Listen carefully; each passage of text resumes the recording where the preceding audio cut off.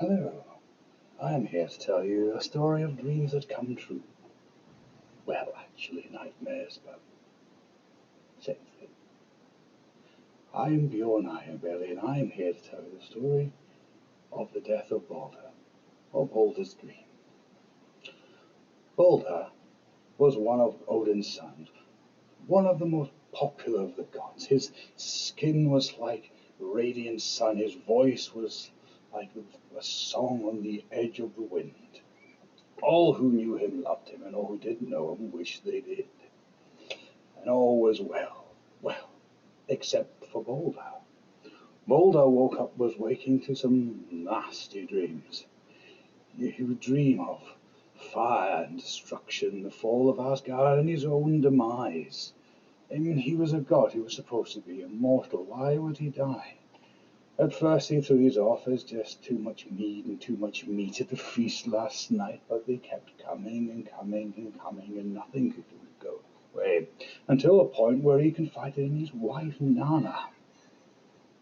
And she was a bit disturbed, to say the least, and she advised that you and speak to your father. Come morning, bleary-eyed, he rode at once for the hall of Odin, and met with his mother and father, Odin and Frigga. I told them a story of these poor dreams, and they looked and they listened, and then they said, "Do not worry, my son. We will get to the bottom of these matters, and nothing for you to concern yourself with. Go and enjoy the wonderful day outside." And as he did. But when he left, they grew more pensive. Odin needed answers, so at once he grabbed his cloak and his wide-brimmed hat to disguise himself, and off he rode on the eight-legged horse Sleipnir down the Bifrost, down to the realm of death. On arrival, he hitched a good old Sleipnir to not give away who he really was, seen uncle his way into the hall of death and looking for an undead seer, the one who could answer his questions. On entering the hall, he discovered not dank and dark as you thought it must be, but bright and almost joyful as a large gathering of ghosts can be. Confused, he surveyed the room and spotted the seer who he wished to discuss with, and sidled along. "What's the meaning of this?" he said to her. What are you preparing for?" "Well," she said, "we have a guest of honor. Goddess Hel promised us that mighty god Balder shall be joining us very shortly." "Who did you say you were?" And as she looked round to ask this question, he was gone, leaving only a hat spinning in the air, slowly fluttering to the ground. Odin did not like this news. He had left the hall immediately. He had jumped or strode Sleipnir back up the Bifrost, back to Asgard, back to his wife Frigga, who he had told everything he had learned. First she was sad, then she was anxious. And then she discovered an idea, a plan. She discovered, "I leave it with me, I shall solve this problem." And immediately she left the hall. She did also the Bifrost, very popular these days. And she travelled all over the Nile. She spoke to every being, every creature, and asked them to not harm her son. She spoke to the mountains and the rivers, the metal and stone, wood, every people she could find, and all promised not to harm good old Balder. And when she spoke to everybody, she returned, tired but relieved. And she bade Balder forward and said, "All is well, son. I have fixed it. Nothing can harm you. You are now mortal properly. Nothing won't." "Ah, thank you, mother dear," he says, and out he went into the wide open, bright, sunny day, and he says, "Good people, my immortality is now assured. Come, let's have sport. Bring your bows, bring your spears, bring your sticks and your stones. Hurl them at me, they will bounce off. Let us have sport." And they did, as they do. Loki, god of mischief, was skulking in the background, watching these goings on and listening with his pointed villainous ears. He thought. And he noticed the absence of Frigga. So he skulked off to her hall, disguised himself as a handmaid, and found her resting in her chambers. Dutifully he picked up a brush and started to comb her hair, and said, "Why, lady, are you so tired? Why do you not join the thrills of your son?" She went, "Oh, he is safe, I know, but I don't wish to see my son assaulted such. No, I shall wait." And is it true that they say that you have asked of all things not to harm every single little thing? Then she sighed and she said, "I can't lie. Upon my final jig, before I left back to Asgard, I spotted a small little thing, this little green plant. Its leaves so curled, these little white shoots of mistletoe, I believe they're called. It looked so young and innocent. I couldn't burden it with such a vow. No, it was such a small, insignificant thing. It was so young and pure. It could do no harm. I left it be." "What did you say your name was?" She turned around and to see nothing but a brush falling down to the floor. Loki, on the other hand, had already left with a grin so wide it was bigger than his face.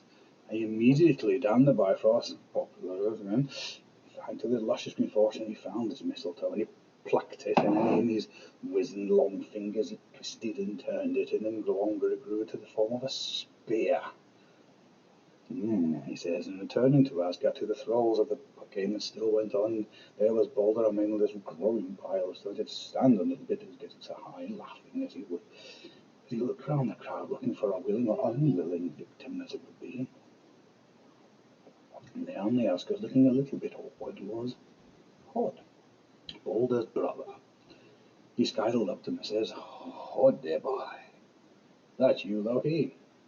He could see he was blind. "Do you not join in, Hod?" "No, I can't, you know, I'm blind looking, but it's my brother. I would throw things at him now. Doesn't get, oh, but it's such good sport. He won't be harmed. Look, I have a spear. I will guide it for you." Before Hod could say no, the spear was in his hand. Loki drew it back and threw it for him. And as it struck Balder, it struck through his chest and into his heart, pierced its stomach. Balder squealed in pain and fell to his knees, and then fell to his death. And what was cries of joy, not then the cries of anguish. Balder had died. Balder the immortal was no more. Odin immediately said, and stood, "Nobody touch Hod. His time will come." But it was Loki, he pleaded. Loki who would now go. "No matter, your hand was dealt as well." The joy of the day had gone. Now it was gloom. Now was sadness. Now was the time of sadness. Balder's boat was pulled up, his body laid across it, and all from round came and gave treasures of such magnificence and laid them in the boat.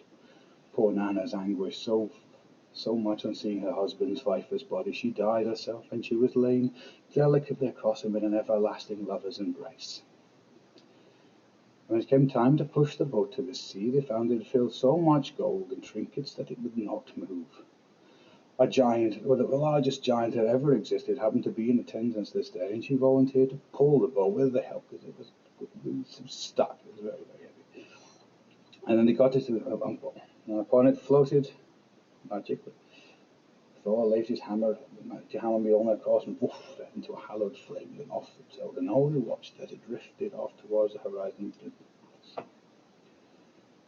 Fighting but the tears, Frigga stood high and said, "My son's body has gone, but his spirit remains. Will someone travel to the halls of death and retrieve my son's spirit?"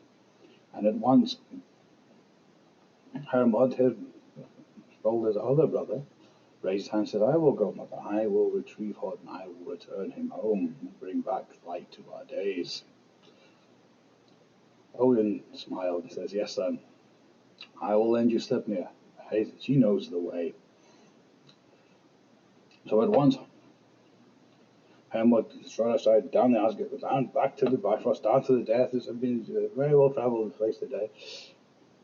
Hitched the boat, kicked the door open, and what was written in this hall, where the celebrations, as you could call them, were going on. The ghosts were excited to have such an exclusive guest. The mighty goddess Hel was there in all her splendour, with her half-rotted parts. And there was Balder, looking very translucent and dull and not a happy chap. Hell, said Hermod, I have come for my brother. He was taken through unjust means. I would have him returned. And Hell says, no. He tried to fail me. He tried to steal from me. His soul was mine by rights. And you tried to cheat me. You failed. You know who I am, said Hermod. You know who my family are, who my father is. Deny my request, and you will know such revenge. Dave Roth threats says Hell. I will make you a deal. You convince everything, living and unliving, to weep for Hod, and I will return him and do a better job than you did last time. On news of this, I take your deal, he says, and he turned immediately, left, back on Sleipnir and back to Asgard to relent this news. The news was taken well. Well, we've done it once, let's do it again. Everybody this time, everyone out to every corner, to the mountains, to the skies, the water, the people, the creatures, everything, and they all wept. And on the journey home, they came across a cave they'd never seen before. And within this cave there was a giant with the name of Thok, who was not crying, smiling. When asked why, he said, would you not weep for dear Balder, the most wonderful man that he was? No. He deserved what he got. He tried to cheat death. No one cheats death. No, he can stay where he is. And with the news broke, on this act, Hell laughed. The deal is broken. He is mine forever. And the god's days did indeed grow a little bit darker. Odin was furious and travelled immediately to this cave to confront this Thok, but found on his arrival not a giant called Thok, rather a mischievous little god called Loki, who was skulking away. And before he could catch the little blighter, he had smeared off and disappeared inside a Loki, Odin called. This is your doing, and your day will come. But that, dear friends, is a story for another time. For now,